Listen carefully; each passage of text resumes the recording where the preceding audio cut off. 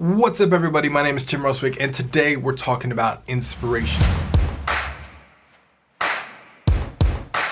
Ironically, inspiration has been something that I've been struggling with lately, and so I decided to go through a lot of stuff that I've done in the past, stuff that's worked for me. I did a lot of research, I looked at a lot of my old videos, and I thought, like, how can I combine all this stuff into one place so that if someone's struggling with inspiration, they can watch this video and hopefully get inspired. So that's what I did. I combined it all into one video. If you are struggling with inspiration kind of like I am, then maybe this will be helpful to you. All of this stuff has kind of worked for me in one form or another. Not all of it works at the same time. Like, some stuff just works better at certain times for me in my life when I'm going through certain things or whatever it is. So don't look at this as like a roadmap. You got to do every single thing in this list to get inspired. Find the things that work with you and your lifestyle and your life situation, and just try them out and hopefully get inspired.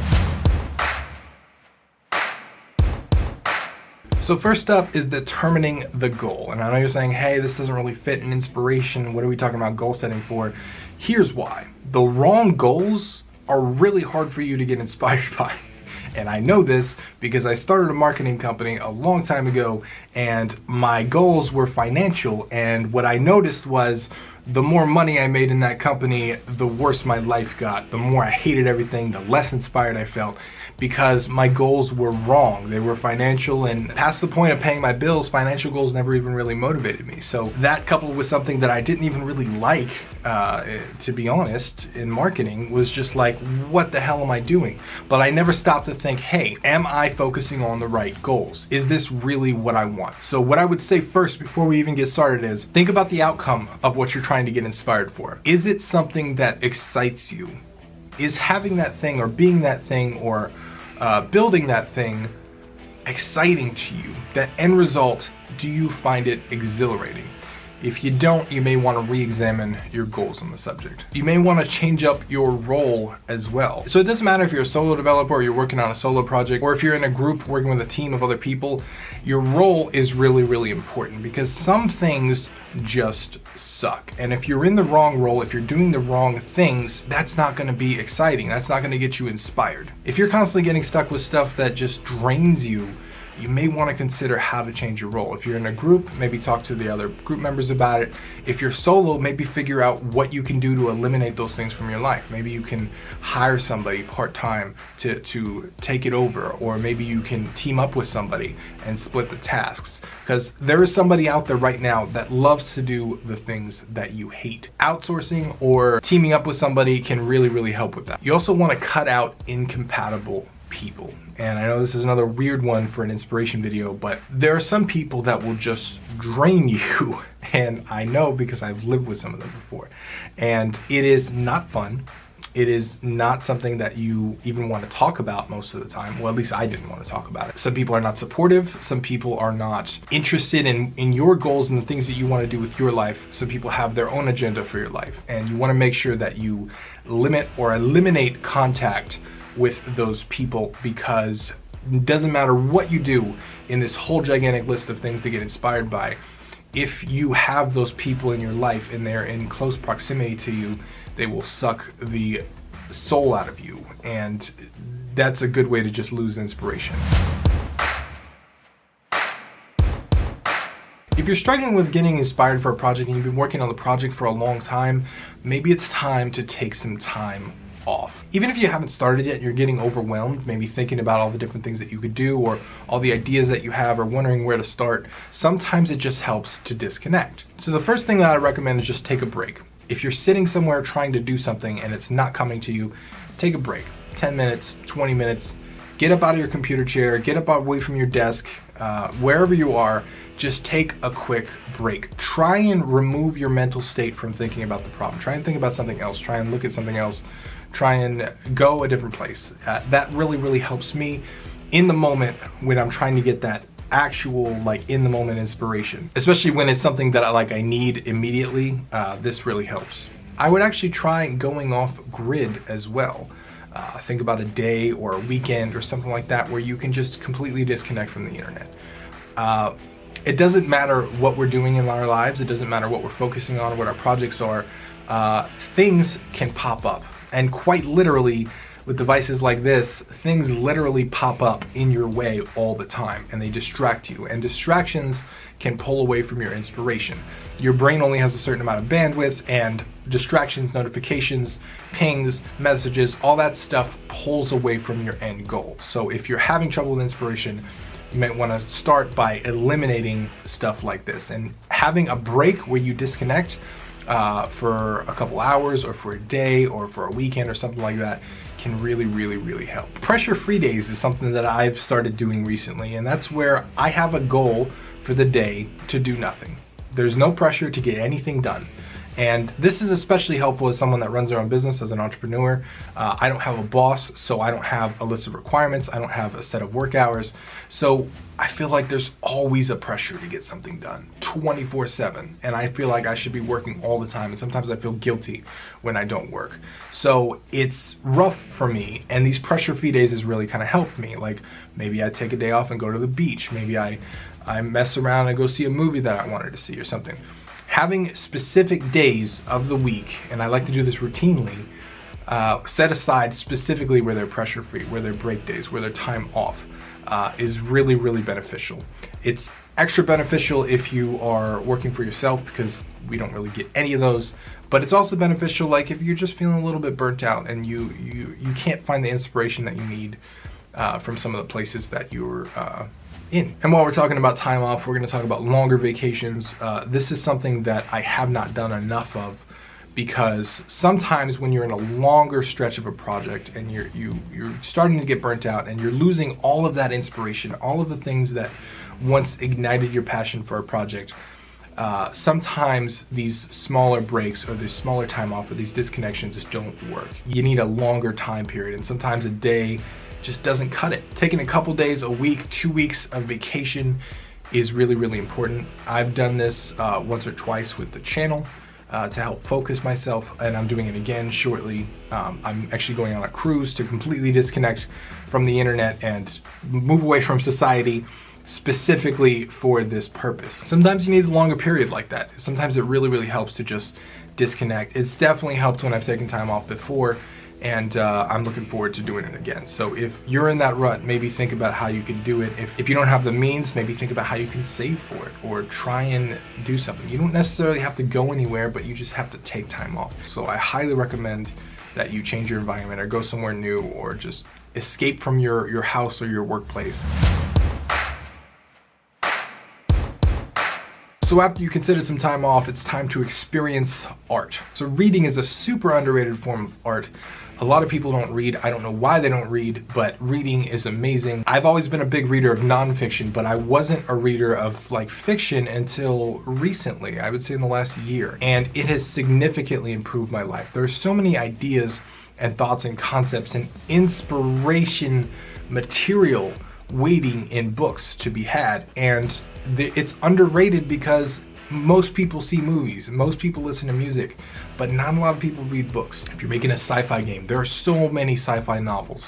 If you're making a game about the military, oh my God, there's so much stuff out there. So think about reading. I like to read an hour or two before bed every night. That helps with anxiety, but it also helps with inspiration. And I've noticed since I've started taking in fiction every day, it has really kind of expanded my horizons and things that I'm able to create and come up with and get inspired for. Nature is a big one, and this is one of those things that sounds all hippie and crazy and stupid like for a YouTube video, but like for real, I've started taking walks every morning, and I try and go to the park. I try and experience nature. I really let myself get lost in the just sights and sounds of everything that's going on in the grass, in the trees, in the sound of the wind. Weirdly, it has like helped me do so much more. It's helped me get inspired in various different ways. There's a lot of crazy, weird things in nature, and just observing them and being there can really help you. Not only from the angle of just like defocusing on what you're doing and focusing on something else, that definitely helps, but also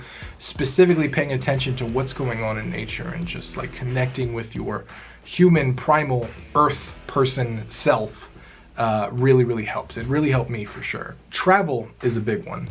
Going places you've never been before, and this doesn't have to be in terms of like a vacation or anything like that, you can just travel. You can try new restaurants that you've never been to. You can try 20 minutes away and see what interesting places there are. You can look up things to do in Google for your city and find places. You can look up meetup.com and go places. You can take it a step further if you want to, and you can experience countries outside the United States. You can experience different states. If you're not in the United States, maybe you can experience the United States. Go places outside of your home country. Try things like that, experience different cultures. I'll never forget when I did a road trip across the country and I stayed with various people in different states that I never met before, and I got to experience the culture from all kinds of things. And even though it was all in the same country, there are so many different pieces of the same country that I experienced, and it was seriously a life-changing experience, and it inspired so many different things. In fact, after that road trip, that was when I started making games again, and that ultimately led to this YouTube channel, and it led to the last year and a half where I've made 17 games since. So, talk about inspiration, travel is a big part of mine. Muse objects are a big one for me.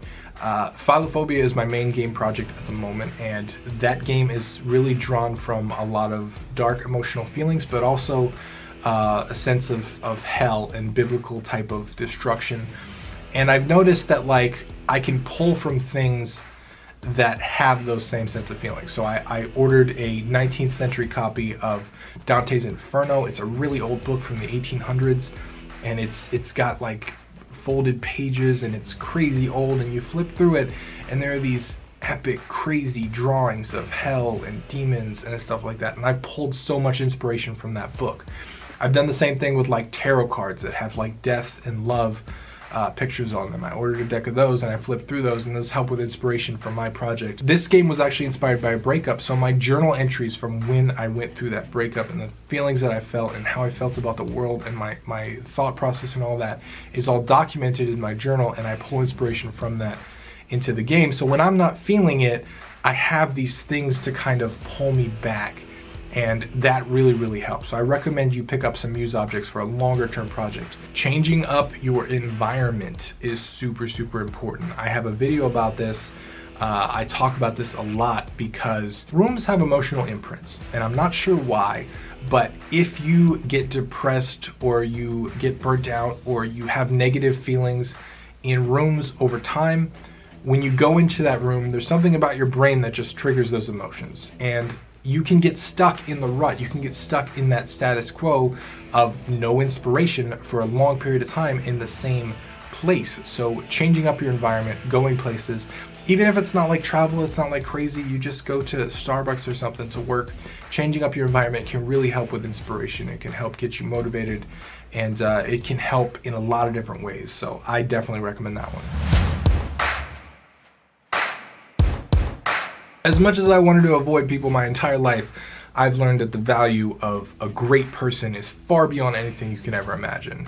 Hanging out with somebody that is inspiring has such an epic effect on you that it is insane. So finding inspiring people is super important. Now, straight up, finding inspiring people in person can be rather difficult. So don't just think in terms of like, who can I meet that will inspire me, but also think in terms of the giant internet that's connected to every human being practically on the planet. You can look up meetups on meetup.com. You can look up TED Talks. You look up the hashtag inspiration on Twitter. Books, websites, all kinds of stuff. Just Google stuff, search around, find people, follow them on social media, interact with them, ask them questions, read their books, talk to different people, find inspiring people. Just find them wherever they are and surround yourself with them. If they're on YouTube, that's fantastic. If they're not, don't worry about it. If you've ever heard the quote that you are the average of the 5 people you spend the most time with, that counts for people that you watch on YouTube. That counts for people that you interact with on Twitter. If you interact with them more often than everyone else,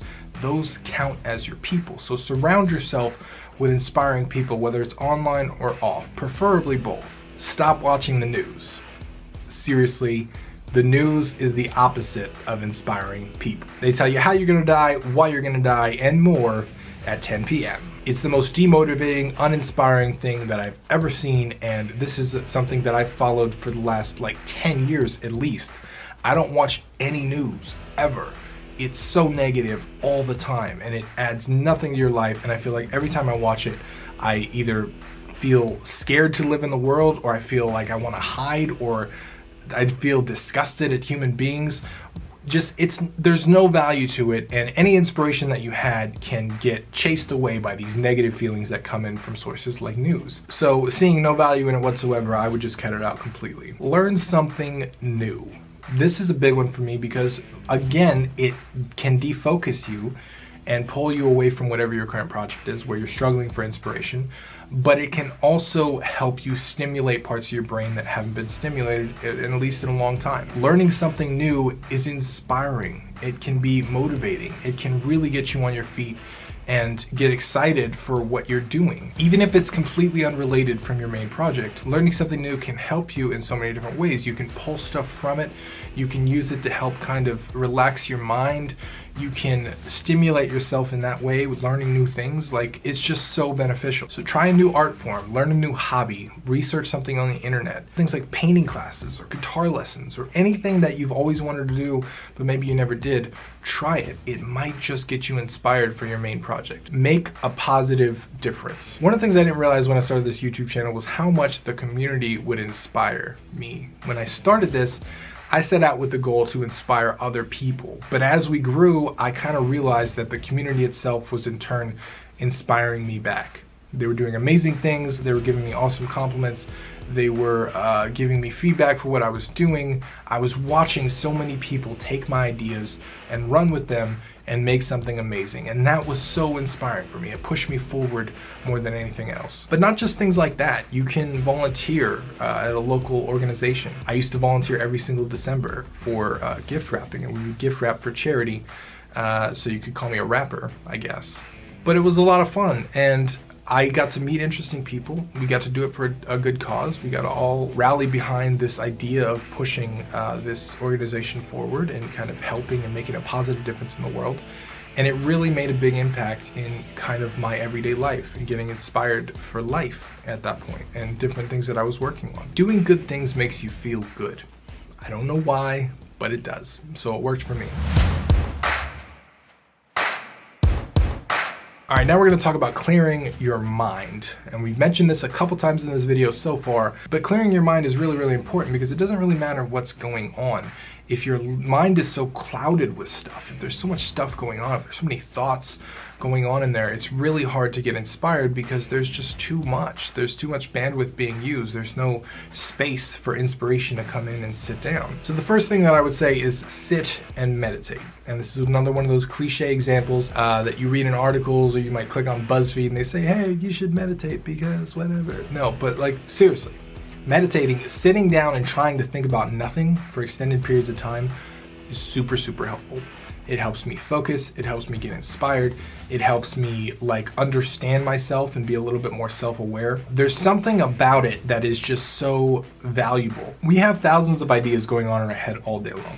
We have thousands of notifications from devices all day long. We have people calling us and people emailing us with their own agenda. We have all kinds of stuff going on all the time.